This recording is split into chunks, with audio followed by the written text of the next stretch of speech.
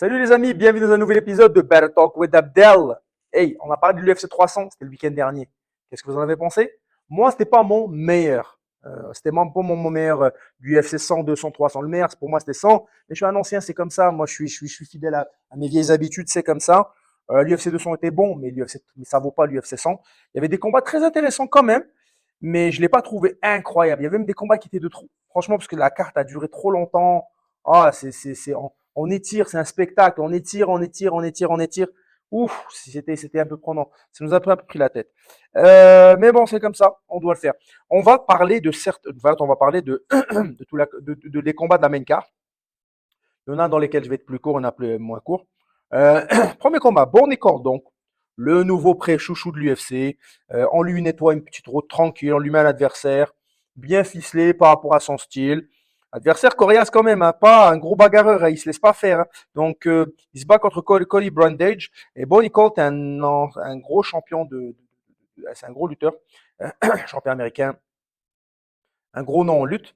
Bien sûr, il va amener son adversaire au sol.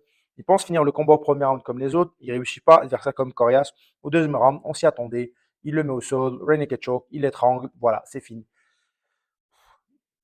Félicitations à lui. Maintenant, l'UFC, des fois, quand ils trouvent un petit chouchou, ils ont cette politique-là de suprématie américaine. Ils veulent que tous les champions soient américains. C'est comme ça. Pas leur en vouloir. C'est comme ça. C'est leur façon, leur vision de faire. Euh, c'est comme ça. Qu'est-ce que faire? Moi, j'aurais jamais mis ce combat en fait en main card, surtout dans l'UFC 300. Le premier combat, ça a été une honte parce que le premier combat de la carte a été Cody Garbrandt contre Figueiredo, les deux anciens champions de l'UFC. Quand même, j'aurais aimé qu'ils aient eux deux plus de respect. Mais bon, ils ont préféré mettre ce combat-là. C'est leur choix. Donc, victoire de Bornico au deuxième round par soumission.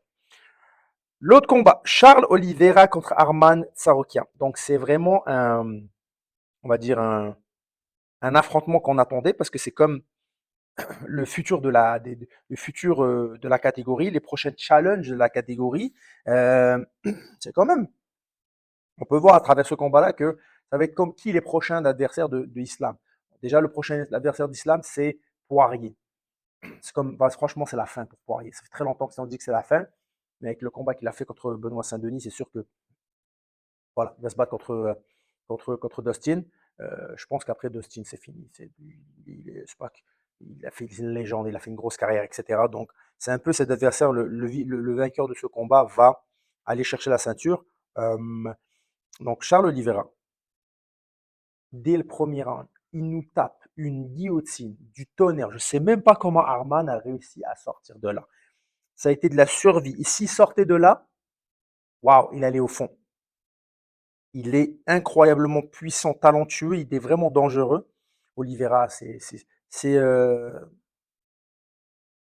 des hauts et des bas dans sa carrière, mais champion incontesté. Il a le jujutsu le parfait pour l'histoire pour un combattant d'arts martiaux mix, combattant complet dans tout ça. Il est incroyable, sans personne. Et il prend Arman par guillotine. Arman s'est sorti de là. C'était serré. Je pense que 9 personnes sur 10 auraient tapé. Il sort de là. Il continue le combat, ça se fait amener au sol, mais en majorité, Arman avait Charles en bas. Et Charles en bas, donc lui était en position supérieure. Puis il faisait des ground and pound sur lui. Il ne l'a pas lâché tout au long du combat, malgré plusieurs tentatives de soumission de la part de Charles. Ça a quand même été. Arman a quand même tenu jusqu'à la fin. Moi, j'aurais pensé une décision unanime pour Arman. Il y a un juge qui a donné le vainqueur, un combat vainqueur à Charles. On n'a pas vu le même combat, mais il n'y a personne qui a honte de ce combat-là. Ils ont fait tout ce qu'il faut. Mais vraiment, donc, Arman, après, son futur va être après le combat de Dustin contre. Il va prendre le combat de Dustin et Islam, le vainqueur. Donc, vraiment, un challenger incroyable. Il avait déjà combattu Islam, il avait perdu Arman, donc comme une revanche. C'est un peu la voie qui suit un peu, mais c'était un beau combat, vraiment. Donc, combat vraiment intéressant. Alors là, des BFM et la ceinture, The Best Motherfucker, la ceinture de BFM qui était détenue par Justin Gaethje. On oublie, il a donc le KO qu'il a mis à Dustin Poirier avec le high kick incroyable. Alors franchement, il affronte Max Holloway qui est un dur au mal, un coriace, mais waouh! Les deux combattants, peu importe celui qui gagnait, on était tous heureux, on savait que ça allait se taper. Mais même pour moi, je pensais que Justin Gaethje allait faire du sale.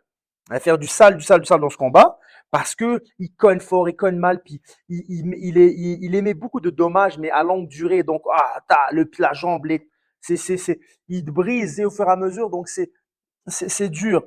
Mais là, le premier round, je lui donne, mais à la fin du premier round, il y a un spin back kick qui va que Holloway lance. Et là, en fait, ça brise, ça ébranle, en fait, Justin, et puis ça lui brise le nez.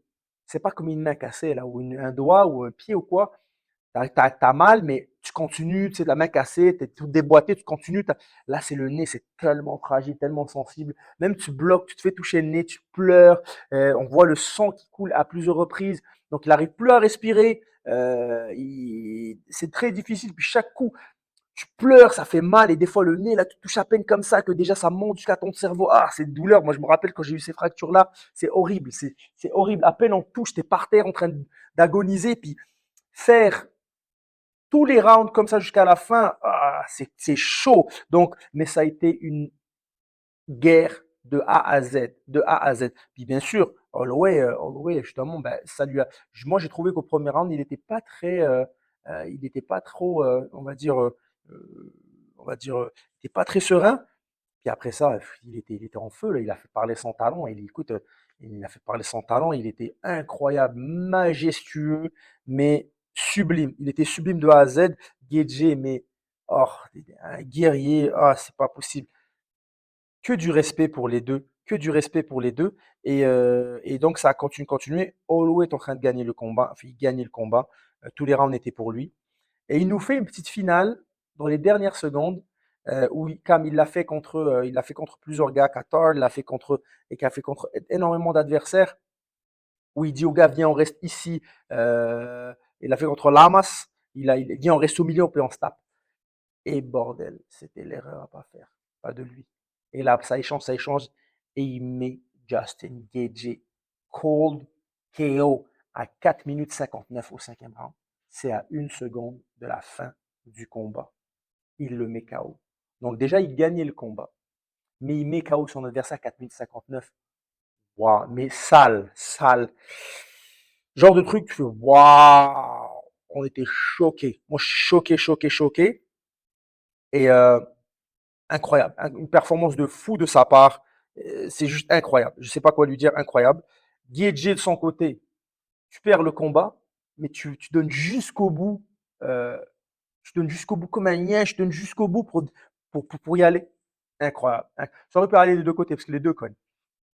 Et franchement, Holloway faire ça avec Gaethje qui frappe comme un tank, franchement, ce combat était fou, fou, fou, fou, incroyable. Ça draine l'énergie, ça draine énormément d'énergie. Dana White l'a dit. Après ce combat-là, tout le monde était là comme des zombies puisque ça draine énormément. Euh, euh, Holloway, après ils sont parlé, c'est des potes. Holloway maintenant a plusieurs possibilités. Il a call out Elia Topuria, celui qui a battu le Georgien d'origine georgienne qui vit en Espagne, le champion qui a détrôné Volkanovski. Il a call out. Franchement, c'était vraiment, j'ai vu le visage de Topuria. Topuria is a badass. Mais le visage qu'il avait, il n'avait pas l'air d'être si serein que ça. Parce que, waouh, après cette performance-là, tu sais, le gars en face de toi est très, très dangereux. Donc, bonne chance à lui. Il voulait également Conor McGregor. Donc, je pense également qu'il est sur sa fin. Un petit combat contre Topuria, un combat contre Conor pour de l'oseille. Et allez, raccroche les gants parce que franchement, tu as tout fait. Tu n'as rien à prouver. Tu es une légende dans la catégorie. Bravo, bravo. Combat de fou. Zeng contre Yann. Donc, c'était le combat, le semi-final, le co-main event de la soirée. Combat de filles. Euh, je voulais pas en parler parce que c'était un peu, je dis un peu des combats de trop. Ça, c'était un combat de trop dans la carte. La carte a fini trop tard, on n'en pouvait plus. Par contre, il y a eu une petite scène le combat était gagné par Zeng, la championne. Euh, Décision unanime, là, il n'y a même pas une supériorité incroyable. Mais il y a une petite situation qui s'est déroulée. C'est que Zeng a soumis son adversaire à la fin du premier round. Elle l'a soumis, elle dormait, elle l'a dormait. Et la cloche a sonné. Donc vous vous rendez compte, la cloche a sonné, elle dormait. Elle s'est réveillée après que Zeng s'est levé, la championne s'est levée. Et là, on était là, mais elle dort, elle dort, elle dort. Elle dormait, elle s'est réveillée comme 2 secondes plus tard. Dès qu'elle l'a lâché, elle s'est réveillée après. Et je suis comme, mais elle a gagné. Donc c'est par soumission, elle a gagné. Et je connais pas assez le règlement pour dire ça. Et bon, elle a gagné plus tard par décision unanime, il n'y a pas de problème, mais elle aurait dû gagner déjà par soumission. Et là, j'ai un ami à moi à qui j'ai pas discuté, qui connaît plus ce règlement-là. Il dit, normalement, la cloche ne peut pas te sauver. Et je savais pas, je connaissais pas cette règle-là. Donc, c'est une situation qu'il faut éclaircir. Parce qu'elle gagnait déjà. Elle a gagné, ça aurait évité de faire 20 minutes, 20 minutes de combat en plus. Et elle gagnait, donc elle a gagné par soumission pour moi. Donc, c'est quelque chose qu'il faut revoir et mettre au clair cette règle-là, parce qu'elle a gagné, elle a totalement dormi. Vous pouvez regarder la vidéo, vous allez voir, elle dort et elle se réveille quand elle la lâche, parce qu'elle est comme ça. Et là, elle se réveille. En tout cas, la grande finale, et on attendait ce combat. Jamal Hill, Alex Pereira. J'ai parlé je l'ai regardé, j'étais soirée, je l'ai regardé avec Georges Saint-Pierre. Et il me dit, moi, Jamal, je pense que Jamal va l'avoir. Je dis, ah, Pereira, c'est quand même un tank. Tout est possible. On est dans les arts maçonniques, tout est possible. Petit gong, etc. Jamal Hill, ancien champion déchu. Bon, Pereira, le nouveau champion, il a gagné la ceinture face à Jerry. Et il y a un petit manque de respect, comme Jamal Hill portait un peu une chaîne au niveau durant la conférence de presse, il a mis genre une tête de statue, etc., etc. Alex Pereira, lui, il est de marbre face à ça. Et il lui a dit, tu vas le payer, tu me manques de respect, tu vas voir. Et ça pas. J'avais mal à sa place. Vous pouvez regarder la vidéo. Il a battu le record à l'UFC Performance Center. Il a battu le record de frappe de Ngannou. Ngannou était à 121 000 et quelques, il était à 191 000. La puissance de frappe. Il n'a même pas besoin de faire un transfert de poids énorme. Il cogne comme un tank. Il cogne même pas comme un tank, comme une comète. C'est pas possible de frapper aussi fort. Il est de marbre, il a un visage glacial. Et là, en fait, on voit Jamal Hill, donc Pereira fait son braquet, etc. Le fameux bord, parce que lui, il